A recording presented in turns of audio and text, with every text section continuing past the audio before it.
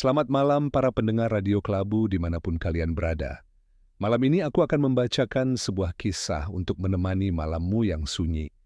Cerita kali ini datang dari seorang pekerja lapangan yang hidupnya bergantung pada panggilan-panggilan acak dari orang-orang tak dikenal. Tapi siapa sangka, satu panggilan bisa membawanya pada sesuatu yang jauh dari nalar, jauh dari rasa nyaman. Jadi, matikan lampu, pejamkan mata, dan biarkan malam menyelimutimu. Langsung saja dengarkan baik-baik ceritanya.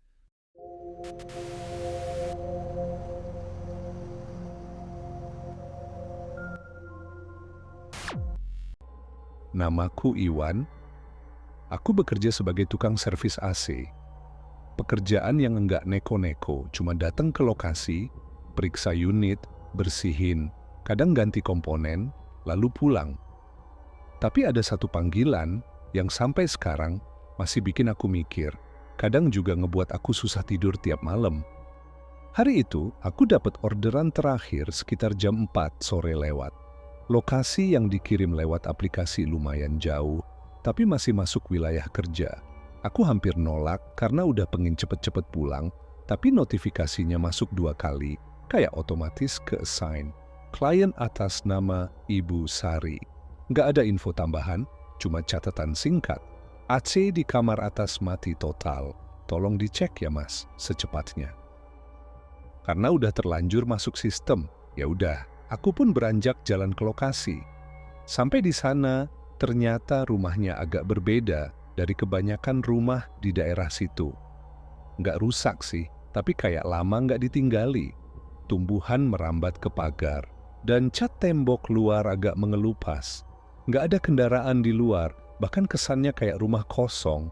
Aku pencet bel. Sekali, 2 kali, sunyi. Nggak ada tanda-tanda kehidupan di rumah itu. Pas aku mau cabut, pintu utama tiba-tiba kebuka. Pelan. Nggak ada suara langkah atau orang keluar. Cuma, kebuka sendiri, aku tunggu sambil memanggil dengan nada agak sedikit kencang. Bu Sari? Nggak ada jawaban, saking penasarannya. Aku pun masukin kepala ke dalam dan berteriak-teriak memanggil. Halo Bu Sari, saya teknisi AC dari aplikasi Bu. Apakah ada orang? Tiba-tiba, dari arah dalam rumah, dari atas tangga, terdengar suara perempuan. Silakan masuk, kamarnya di atas, sebelah kiri. Suaranya nggak pelan, tapi kayak datar. Nggak ada intonasi. Aku langsung merinding. Tapi secara refleks, karena ini kerjaan, aku jawab, iya Bu, permisi ya. Aku pun langsung masuk ke dalam, yang mana suasananya dingin. Tapi bukan dingin karena AC. Rumah itu dingin-dingin lembab dan bau seperti kayu lama. Tapi yang anehnya, semuanya yang ada di rumah itu bersih. Terlalu bersih. Nggak ada barang berantakan. Semua masih tersusun rapi. Tetapi, tangga untuk menuju lantai 2 di rumah itu sempit dan agak curam. Tanpa rasa takut, aku langsung menaikinya dengan perlahan dan jantungku mulai berdetak nggak karuan. Sampai di atas, aku melihat ada 3 pintu. 2 pintu tertutup rapat, sedangkan 1 pintu sedikit terbuka, dan aku ingat perkataan si ibu di awal tadi, bahwa pintunya yang di sebelah kiri. Aku pun langsung mendorong pintu itu dengan perlahan. Terlihat kamarnya yang sederhana dengan lampu yang remang-remang. Seperti kamar pada umumnya, isinya ada kasur, lemari kayu besar, meja rias, dan tentu saja AC yang ingin diservis. Setelah aku cek-cek kondisi AC-nya, ternyata filter masih bersih. Nggak kayak AC yang mati total atau lama nggak dibersihin. Tapi ternyata yang bermasalah kipasnya nggak bisa jalan. Pas aku lagi ambil obeng di atas meja, aku baru sadar ternyata di pojok kamar itu ada 1 cermin yang agak kotor. Tapi aku tidak menghiraukannya. Aku pun langsung berbalik badan untuk kembali memperbaiki AC tersebut. Tetapi ada sesuatu hal yang membuat fokusku terhadap pekerjaan jadi buyar. Aku melihat Ada sesosok bayangan di cermin itu dari ekor mataku, tetapi bayangan tersebut samar-samar. Dengan rasa penasaranku untuk memastikan kebenaran yang aku lihat tadi, aku langsung mendatangi cermin itu.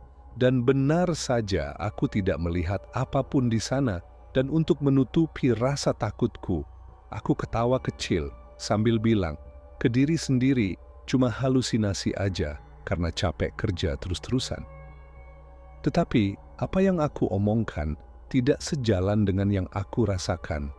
Jantungku yang semakin memberontak saking deg-degan karena ketakutan. Langsung aja, cepet-cepet aku beresin. Saat lagi pasang ulang cover AC dari arah pintu, ku dengar langkah kaki yang berat, kayak suara kaki diseret di lantai. Tetapi karena aku takut, aku nggak berani nengok ke arah langkah kaki itu. Terdengar suara langkah kaki itu semakin mendekat perlahan-lahan dan berhenti tepat di belakangku. Panik dong, aku langsung nahan napas. Tak lama kemudian, terdengar suara berbisik persis di telinga kiriku, tapi suaranya tidak begitu jelas. Karena saking kagetnya, aku langsung lompat dari kursi untuk nutup tas buru-buru. Dan yang bikin paniknya lagi, tiba-tiba saja pintu kamar ketutup sendiri. Gak kenceng, tapi cukup buat bikin leher aku kaku. Aku tarik dong pintunya, tapi ternyata pintunya terkunci. Gak bisa dibuka.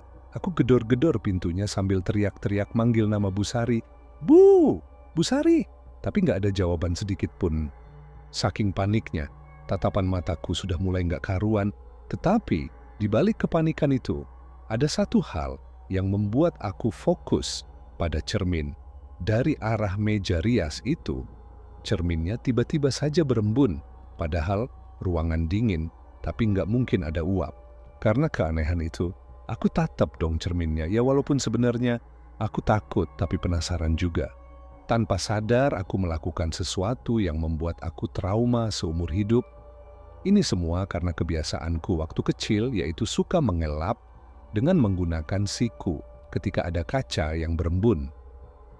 Hal itu kulakukan juga di kejadian kali ini. Kugunakan siku kiriku untuk mengelap cermin tersebut dengan perlahan-lahan.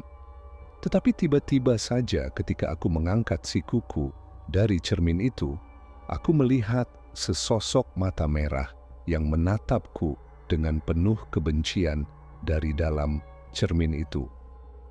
Aku pun langsung berteriak tanpa sadar lagi, langsung lari terbirit-birit sambil ketakutan. Detik itu juga aku dorong pintu sekenceng-kencengnya sampai akhirnya kebuka. Aku pun lari turun ke bawah sambil menyeret tas yang berisi perkakasku. Nggak peduli pintu rumah kebuka atau ketutup. Pas sudah di luar, aku nengok ke atas. Di jendela kamar tempat aku tadi servis AC. Ada sosok perempuan berdiri, rambut panjang, mukanya samar ketutup bayangan. Dia diem, tapi seperti ngikutin aku dengan matanya. Tatapannya yang begitu tajam dan penuh kebencian terus menatap ke arahku, persis seperti yang aku lihat di cermin tadi, seolah-olah dendam terhadapku. Daripada hal buruk terjadi, aku buru-buru naik motor, langsung tancap gas ke arah pulang sekencang-kencangnya. Sesampainya di rumah, aku mencoba untuk buka aplikasi buat laporan selesai kerja. Tapi yang anehnya, ternyata orderan atas nama Bu Sari tadi udah hilang. Nggak ada di riwayatnya begitu saja, lokasi rumahnya pun kosong, seolah nggak pernah ada apa-apa di aplikasiku. Besoknya aku coba tanya temen yang pernah kerja juga di daerah situ, dan tahu nggak dia bilang apa? Lu dapat panggilan dari situ, rumah itu udah kosong lama. Dulu pernah ada kasus, satu keluarga meninggal semua di dalam akibat keracunan AC. Seketika bulu di sekujur tubuhku merinding saat mendengar penjelasan dari temanku tadi bahwa rumah itu ternyata sudah kosong lama. Tapi untung saja tidak terjadi hal buruk menimpaku ketika memasuki rumah itu kemarin. Sampai hari ini aku masih kerja di bidang yang sama. Tapi tiap kali dapat orderan yang nggak jelas, apalagi ke rumah tua, nggak lagi deh aku ambil. Karena sejak kejadian itu membuatku trauma dan nggak bisa dilupain sampai sekarang ini. Dan itu tadi, kisah dari seorang teknisi AC yang mendapat orderan dari rumah aneh. Kisah yang mungkin membuatmu berpikir 2 kali sebelum menjawab panggilan dari tempat yang terasa. Salah. Kadang kita hanya menjalankan tugas, tapi siapa sangka di balik rutinitas yang terlihat biasa bisa tersembunyi sesuatu yang tidak berasal dari dunia ini. Hati-hati kalau engkau mendengar suara yang memanggil dari dalam rumah kosong, apalagi jika suaranya datar dan tanpa emosi, karena mungkin kau bukan satu-satunya yang ada di sana. Terima kasih sudah mendengarkan. Sampai jumpa di cerita selanjutnya. Dan jangan lupa subscribe, aktifkan loncengnya, agar nggak ketinggalan cerita horor lainnya untuk menemani tidur malammu.